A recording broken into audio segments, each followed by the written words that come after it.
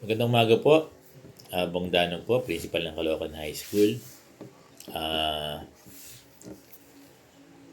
Matagal na tayo nananawagan dito sa 15,000 salary increase. In fact, ito yung panawagan nila, yung ng grupo nila Sir Benjo Basas ng Teachers Dignity Coalition na matagal na ililalaban nila ito, 15,000 salary increase across the board. Ngayon may nag-comment na hindi raw na sabihin sa ngayon daw hindi napapanahon yung sabihin hindi timing daw yung pag-assert yung pag-aapila na magkaroon ng salary increase kasi dahil sa nangyayaring crisis, di ba? Ang ibig bang sabihin, kapag may crisis, ay hindi pwedeng tumaas yung sahod ng mga empleyado, yung mga particular yung mga guro. Kung pwede din naman, Kaya lang, hindi ba mas valid, yung paghiling na mataas na sahod sa panahon ngayon na may di ba, na may crisis tayo at yung kasi hindi na nagbabalanse, I mean, yung hindi na sabihin yung sahod ngayon ng mga empleyado, hindi lang mga guro, dahil sa taas ng bilihin, dahil sa crisis ay hindi na kumakasya. So kung tingin ko kung hindi magkakaroon ng adjustment sa mga salary, baka hindi na makakope. Particular yung mga guro. Di ba? Pero naunawaan natin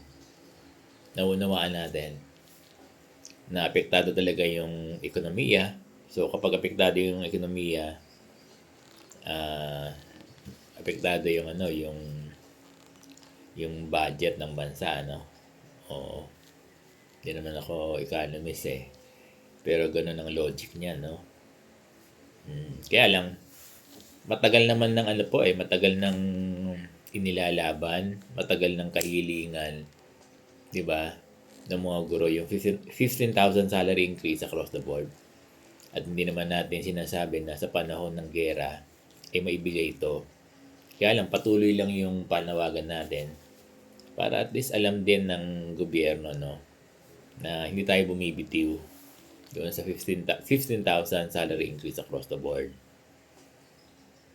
Di ba? At naunawaan na naman natin na sa ngayon ay crisis. So hindi naman natin sinasabi na sa panahon ng crisis magkaroon. O sana kapag natapos yung crisis natin, natapos yung gera, ay di ba? Sabihin talagang simulan na yung pagkakaroon ng isang batas para dito sa 15,000 salary increase. Kasi ang mga guro naman, sabi ngayon ay crisis, di ba? Dahil may nararanasan tayong gera. Pero ang mga guro, di ba? Kahit wala pang gera, may gera o wala, laging nasa crisis. Tama ba ako? Ang mga guro, ulitin ko ha, may gera at wala, ay palaging nasa krisis. Dahil sa sitwasyon nila, di ba? So, very open naman yung mga guro sa kanilang sitwasyon ngayon, sa kanilang kalagayan ngayon. Kung bakit natin nasasabi na may gera at wala, yung mga guro ay palaging krisis. Kaya kung nananawagan man yung tayo, nag-aapila tayo sa 15,000 salary increase, sana maunawaan ito ng ating gobyerno, At sana yung ating mga senador, yung ating mga congressman ay maisip na, finally ay gawin na yung batas para dito sa 15,000 salary increase. Partikular na nananawagan tayo, alam ko nakadrop na raw, sabi ni Sir Benjo Basas kay Senator Riz Hontiveros.